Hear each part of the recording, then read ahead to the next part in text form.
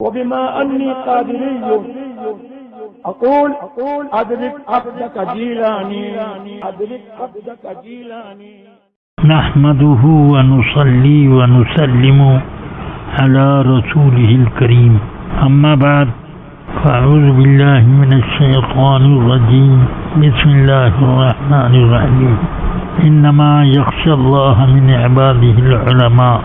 صدق الله العلي العظيم وصدق رسوله النبي الكريم صلى الله عليه أفضل الصلاة وأكمل التسليم. آج حضور تاج الشریعہ کی یادگار کے طور پر یہ آن لائن اجلاس جاری ہے. اس سلسلے میں مجھ سے یہ فرمائش کی گئی ہے کہ حضرت سیدتنا خاتون جنت فاطمۃ الزہرا رضی اللہ تعالی عنہا نے جو حضرت سیدنا ابو بکر صدیق رضی اللہ تعالی عنہ سے فدق وغیرہ کے بارے میں جو مطالبہ کیا تھا اس سے متعلق میں کچھ عرض کر دوں. تو مجھے عرض یہ کرنا ہے کہ یہ حدیث بطور تواتر رسول اکرم صلی اللہ تعالی علیہ وسلم سے مروی ہے کہ آپ نے فرمایا کہ ہم انبیاء کرام کسی کو وارث بنا کر نہیں چھوڑتے. ہمارا جو مال ہے وہ مسلمانوں پر صدقہ ہے. اس متواتر حدیث کے خلاف کے بعد میں اس حکم کو سرکار نے واپس لیا ہو کوئی ثبوت نہیں ملتا. قرآن عظیم میں بھی جو فرمایا گیا وہ مسلمانوں کو ہی مخاطب کر کے فرمایا گیا. یوصیکم اللہ فی اولادکم. اللہ اے مسلمانوں، اللہ تمہیں تمہاری اولاد کی وراثت سے متعلق یہ حکم دیتا ہے. تو یہ حکم خاص مسلمانوں کے لیے ہوا، نہ کہ نبی پاک صلی اللہ علیہ وسلم کے لیے. ورنہ یوصیکم کا لفظ نہ ہوتا بلکہ مطلق ایک بات کہی جاتی، جیسے نماز روزے وغیرہ کے بارے میں فرمایا گیا. اور تواتر سے جب کوئی حکم ثابت ہوتا ہے تو وہ حکم قرآن عظیم کی آیات میں تخصیص اور نسخ کا بھی اس سے حکم جاری ہو سکتا ہے. اس بنا پر یہ جو سیدتنا فاطمۃ الزہرا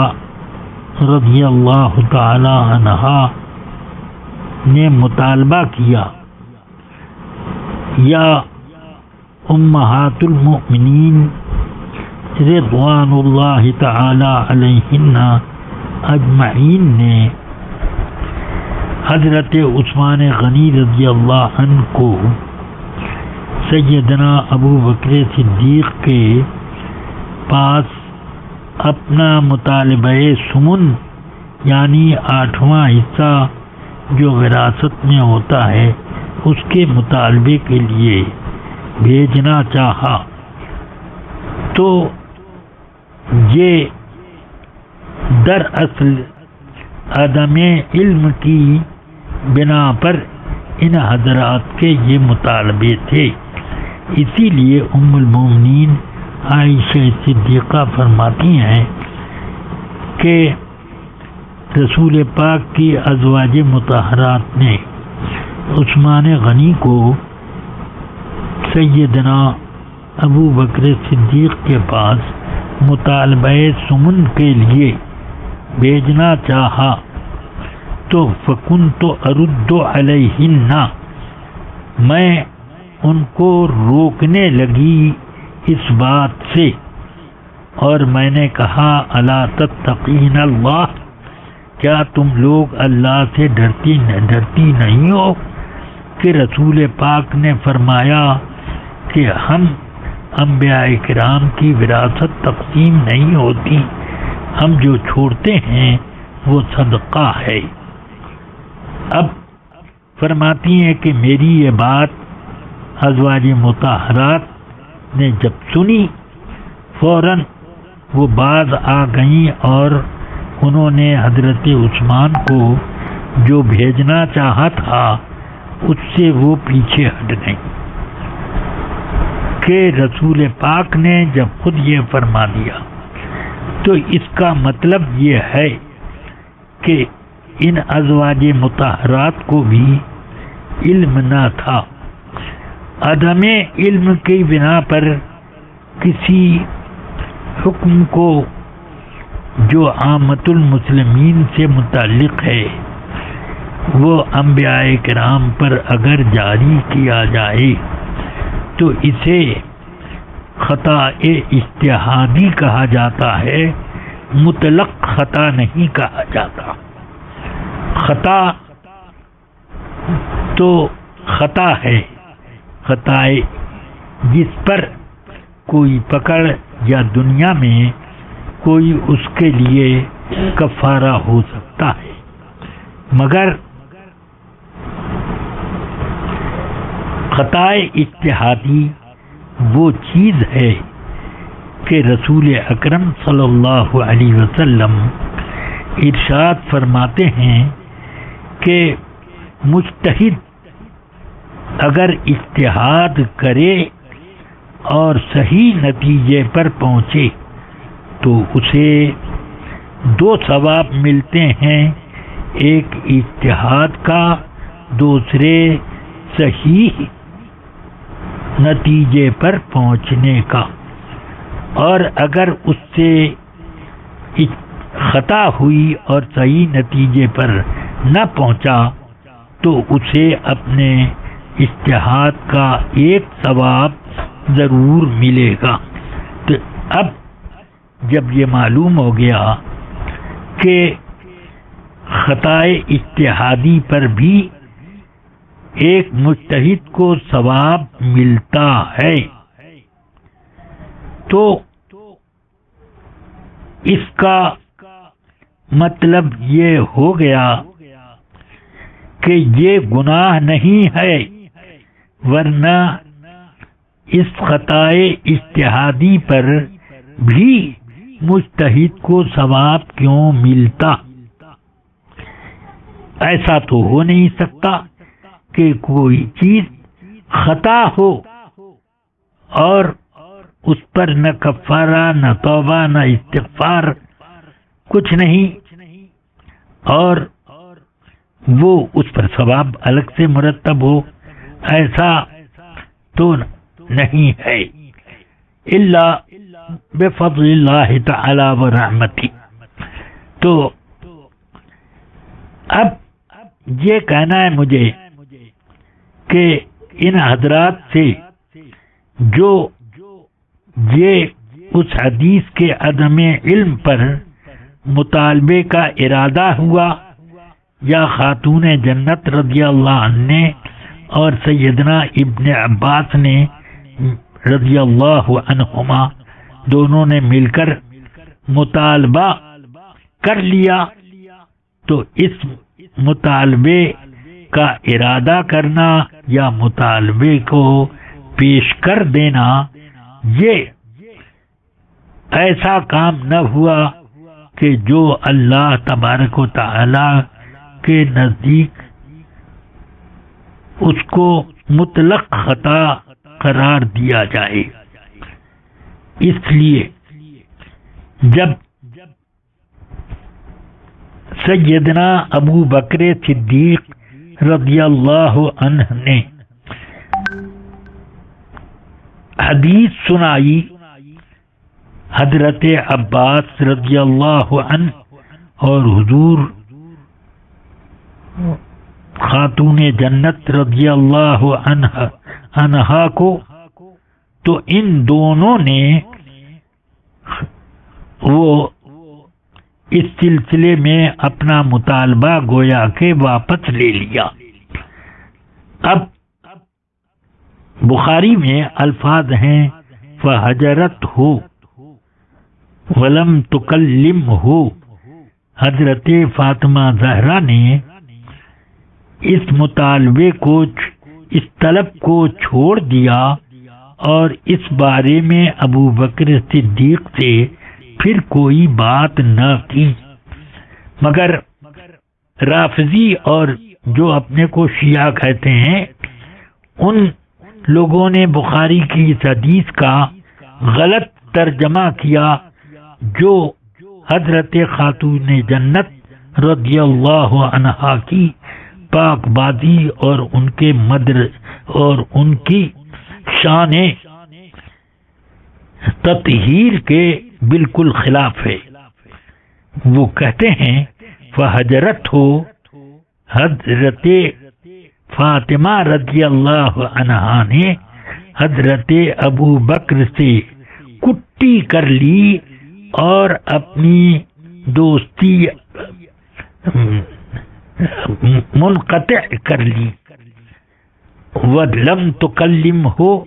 اور ان سے بات چیت چھوڑ دی۔ یہ کتنا بیہودہ ترجمہ ہے۔ کیا حضرت فاطمہ الزہرا رضی اللہ تعالی عنہا کبھی حضرت ابو بکر صدیق سے دوستی کرتی تھی؟ کبھی ان سے بات چیت کرتی تھی کہ انہوں نے کٹی کر لی؟ کٹی تو ہوتی ہے اس وقت جبکہ پہلے سے کوئی تعلق رہا اور بات چیت کا رواج رہا ہو اور بات چھوڑ دی ان سے کرنی کہ پہلے بات کرتی تھی۔ معاذ اللہ، یہ حضرت فاطمہ الزہرا رضی اللہ عنہا کی شان میں گستاخی ہے۔ اس کا معنی یہی ہے کہ انہوں نے اپنا مطالبہ چھوڑ دیا اور اس سلسلے میں انہوں نے کوئی گفتگو نہ کی، یعنی نہ ان سے گفتگو کی اور نہ اپنے زوج مکرم سیدنا امیر المؤمنین علی ابن ابی طالب سے اس سلسلے میں کوئی بات کی کہ آپ مطالبہ کر لیجئے، آپ میری طرف سے وکالت کر لیجئے۔ اگر بات ان کو سمجھ میں نہ آتی تو وہ ضرور حضرت مولائے کائنات کو یا اپنے بچوں میں سے کسی کو اس چیز کی تاکید کرتی کہ میرے اوپر انہوں نے زیادتی کی، جب تمہیں موقع ملے تو تم لوگ اس کا مطالبہ ضرور کر لینا۔ مگر بخاری شریف میں یہ حدیث موجود ہے کہ حضرت عباس اور رضی اللہ تعالی عنہما رضی اللہ تعالی عنہ اور مولائے کائنات دونوں کو حضرت امیر المومنین عمر فاروق رضی اللہ تعالی عنہ نے بار بار کے اصرار کے بعد کہ ان لوگوں نے جب یہ اصرار کیا دونوں حضرات نے کہ باغ فدق کا انتظام جس طریقے سے آپ کرتے ہیں وہ انتظام ہم دونوں کو سپرد کر دیں اور اس سے ہم کو بھی تھوڑا فائدہ مل جائے گا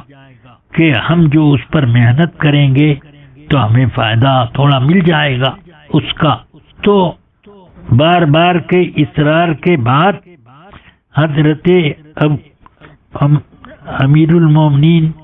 ابو حفص عمر ابن خطاب رضی اللہ تعالی عنہ نے اپنے دور خلافت میں ان کو یہ کہہ کر دیا کہ میں تم دونوں کو اس کے انتظام پر متولی مقرر کرتا ہوں، اسی شرط پر کہ جیسے رسول اکرم صلی اللہ تعالی علیہ وسلم اس مال کا انتظام فرماتے تھے اور جہاں جہاں اللہ کے مال کی طرح سے اس میں خرچ کرتے تھے اسی طور پر اگر تم لوگ خرچ کرنے کا یہ لو ذمہ تب تو دوں گا ورنہ نہ دوں گا۔ تو ان دونوں کیونکہ آپ دونوں کو یہ معلوم ہے کہ نہیں کہ رسول پاک نے اپنے بارے میں یہ فرمایا؟ تو ان دونوں نے فرمایا کہ بے شک ہمیں معلوم ہے کہ سرکار نے یہ فرمایا، تو ہمیں اسی شرط پر یہ مال صرف انتظام اور تولیت کرنے کے لیے دے دیجیے۔ تو دے دیا۔ آپس میں دونوں حضرات میں کچھ دنوں کے بعد کچھ اختلاف ہو گیا۔ حضرت عباس اور حضرت علی رضی اللہ تعالی عنہما میں اختلاف واقع ہوا، تو یہ دونوں حضرات چاہتے تھے کہ اس تولیت کو مال کے ساتھ بٹوارا کر دیا جائے، یعنی باغ فدق اور خیبر، بنو نذیر وغیرہ کے جو زمینوں پر، بنو قریظہ وغیرہ کی زمینوں پر جو رسول پاک کا اختیار تھا اور آپ کی ملکیت میں من جانب اللہ آپ کے تصرف میں تھی، ان زمینوں کے بارے میں ان حضرات نے چاہا کہ ان زمینوں کو اس طرح کر دیں کہ آدھے پر حضرت علی تصرف کریں، آدھے پر حضرت عباس ابن عبد المطلب رضی اللہ عنہ کریں۔ تو حضرت امیر المومنین عمر فاروق کی خدمت میں وہ آئے اور دونوں نے آنے سے پہلے سیدنا عثمان غنی وغیرہ 4 صحابہ، عبد الرحمن ابن عوف، سعد ابن ابی وقاص وغیرہ 4 آدمیوں، 4 اصحاب عشرہ مبشرہ میں سے 4 افراد کو بھیج دیا۔ یہ لوگ تشریف لائے حضرت امیر المومنین عمر فاروق رضی اللہ عنہ کے پاس۔ پھر ان 4 حضرات کے کچھ دیر کے بعد دونوں حضرات یعنی حضرت عباس اور حضرت علی آئے اور دونوں ایک دوسرے کو کچھ زجر کر رہے تھے، تو پہنچے اور شکایت کی دونوں نے کہ ہم دونوں کو ایک دوسرے سے شکایت ہے انتظام کے معاملے میں، تو اس لیے ہمارا فیصلہ کر دیجیے۔ تو ان 4 حضرات نے بھی فیصلے کے لیے گزارش کی، یعنی ان عشرہ مبشرہ نے بھی، جن میں عثمان غنی، حضرت عبد الرحمن ابن عوف وغیرہ حضرات موجود تھے، ان سب نے گزارش کی کہ اے امیر المومنین، ان دونوں کے قضیے کا کوئی حل نکال کر کے ایک دوسرے سے راضی کر دیں۔ تو حضرت امیر المومنین عمر فاروق نے فرمایا کہ آپ لوگ جلدی نہ کریں، پہلے مجھے یہ بتائیں کہ کیا آپ لوگوں کو یہ معلوم ہے کہ رسول پاک نے اس طرح فرمایا کہ ہم انبیاء کرام کی وراثت نہیں بچتی ہے، ہم جو چھوڑتے ہیں وہ صدقہ ہوتا ہے مومنین پر؟ کیا آپ کو یاد ہے؟ سب ان تمام حضرات نے کہا کہ ہاں ہمیں معلوم ہے کہ سرکار نے ایسے فرمایا۔ تو پھر حضرت عباس کی طرف متوجہ ہو کر پوچھا، پھر مولا کائنات کی طرف متوجہ ہو کر یہی سوال حضرت سیدنا فاروق اعظم نے کیا۔ ان دونوں حضرات نے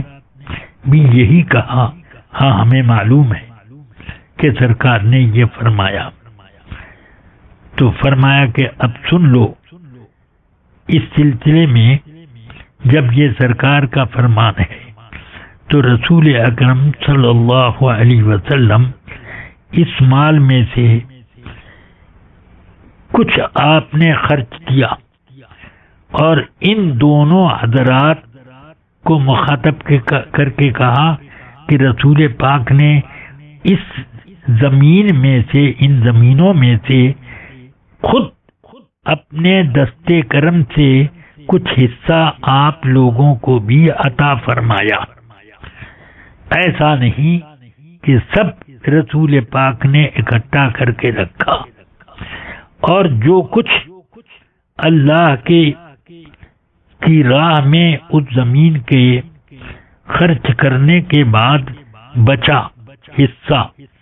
تو اس کا رسول پاک صلی اللہ علیہ وسلم اس کی آمدنی سے اپنے سال بھر کا نفقہ رکھ لیتے، اور جو بچتا اس کو اللہ کے مال کی جگہ خرچ کرتے، یعنی جہاد میں، فقراء مسلمین میں، رفاع عام کے کام میں، وغیرہ وغیرہ۔ تو یہ کرتے تھے۔ تو رسول پاک کے بعد حضرت ابو بکر صدیق آئے، انہوں نے فرمایا میں رسول اللہ کا خلیفہ ہوں، اس میں وہی کروں گا جو رسول پاک کرتے تھے۔ تو انہوں نے اسی طریقے پر سارا عمل کیا۔ آپ لوگ بتائیے کہ کیا اس عمل میں ابو بکر صدیق بار علی الحق تھے کہ نہیں؟ یعنی بالکل سچے نیکوکار دیانتدار، حق پر استقامت کے ساتھ اس مال کے بارے میں تھے کہ نہیں؟ تو ان تمام حضرات نے فرمایا کہ ہاں ٹھیک تھے۔ فرمایا ابو بکر بھی یہی کام کرتے کرتے چلے گئے، میں اب ان کا خلیفہ ہوا، تو میں نے 2 سال تک اس مال میں وہی کام کیا جس طرح سے رسول پاک عمل کرتے تھے، اور جس طرح سے اس مال میں ابو بکر صدیق کرتے تھے، اور میں اس کام میں بالکل دیانت کو ملحوظ رکھتا ہوں۔ اب آپ دونوں آئے ہو کہ اس کے علاوہ آپ دونوں آئے، مجھ سے بار بار اصرار کیا کہ اس مال کو ہماری تولیت اور انتظام میں دیں۔ جب مجھے بعد میں سمجھ میں آیا کہ آپ دونوں کی تولیت میں دے دوں، تو میں نے آپ دونوں کو اس شرط پر دیا کہ جو اس میں عمل رسول پاک کرتے تھے اور ان کے بعد ابو بکر کرتے تھے اور ان کے بعد میں کرتا رہا، اسی کے مطابق اگر اس مال میں آپ لوگوں کو انتظام کرنا ہو تب تو میں آپ دونوں کو دے سکتا ہوں، ورنہ نہیں۔ تو آپ دونوں نے کہا کہ نہیں، اس شرط پر آپ ہم کو دے دیجئے جو شرط آپ نے پیش کی۔ چنانچہ اس شرط پر حضرت سیدنا امیر المؤمنین فاروق اعظم نے ان دونوں حضرات کی تولیت میں پیش کر دیا۔ اب یہ دونوں حضرات میں جب اختلاف فرماتے ہیں، حضرت فاروق اعظم رضی اللہ تعالی عنہ عنہ کہ اب آپ دونوں میرے پاس کیا کرنے کے لیے آئے، اس کے علاوہ کوئی دوسرا فیصلہ کرو؟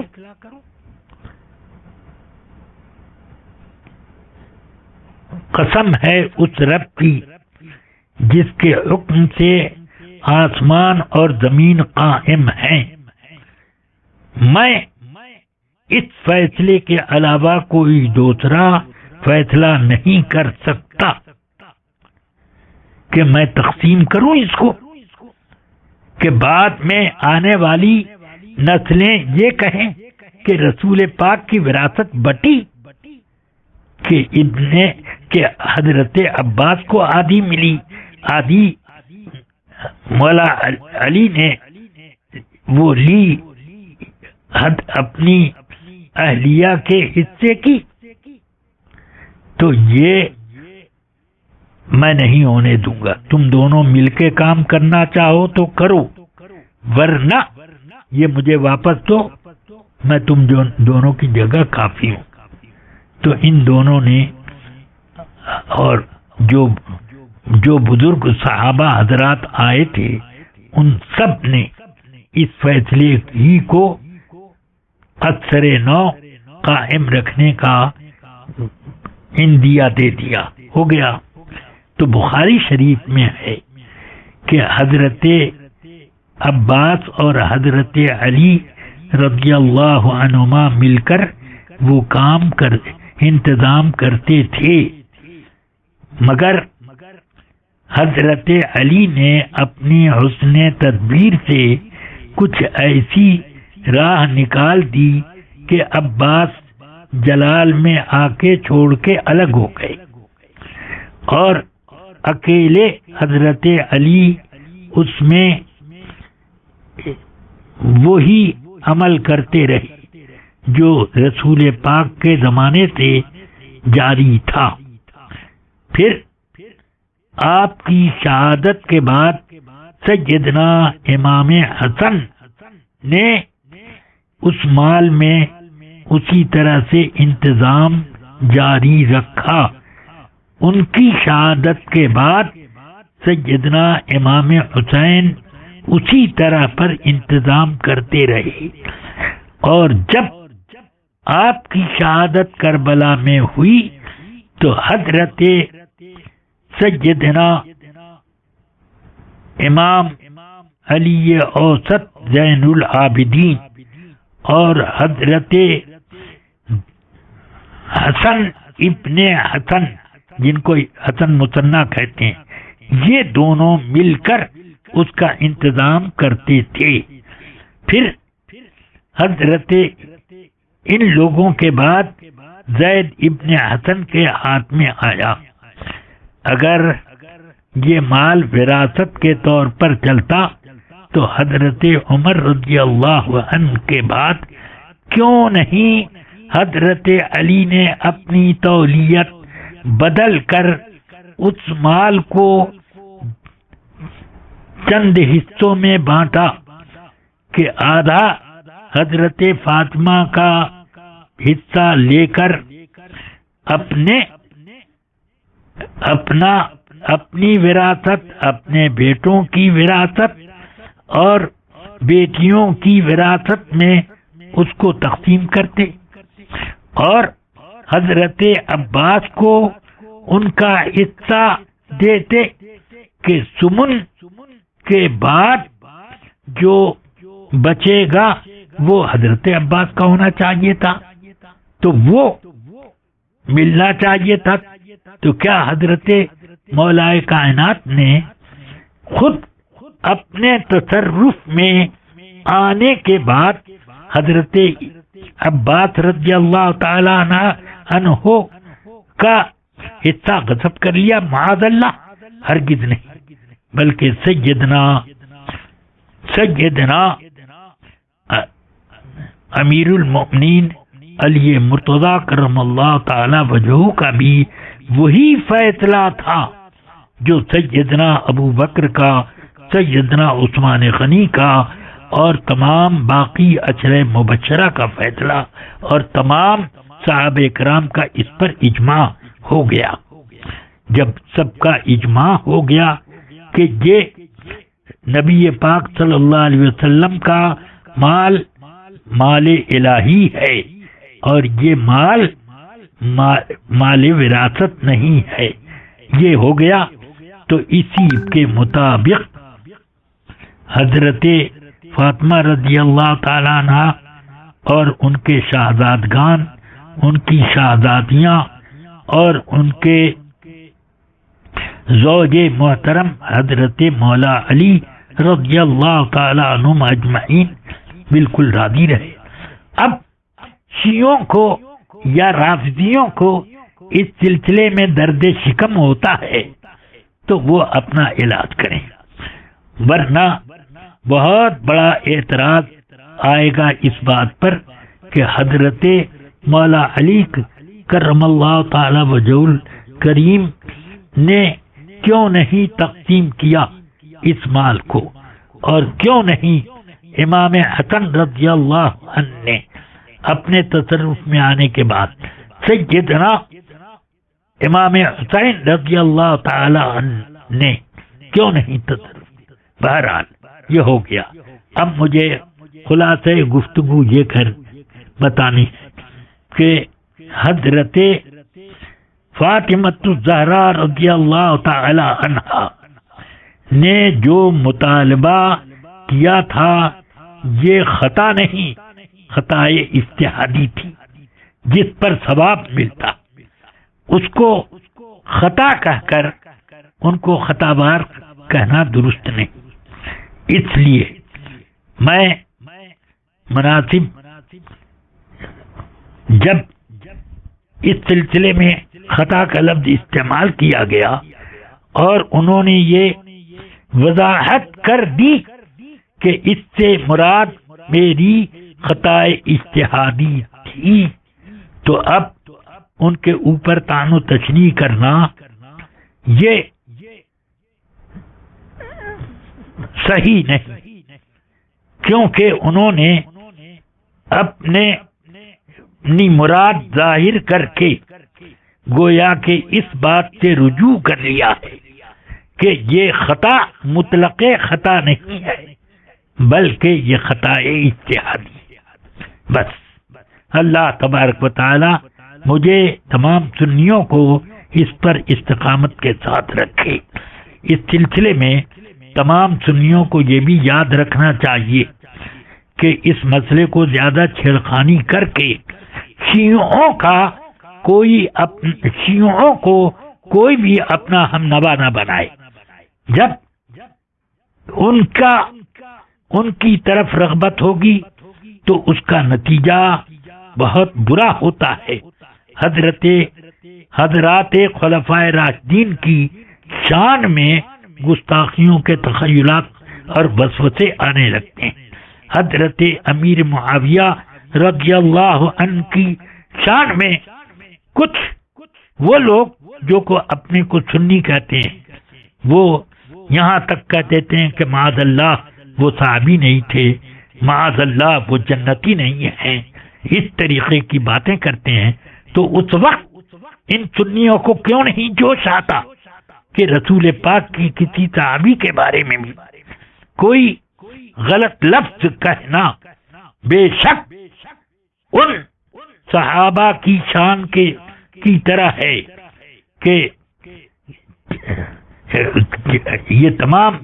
صحابہ کی شان میں گستاخیوں کے درجے میں آ جاتا ہے۔ اور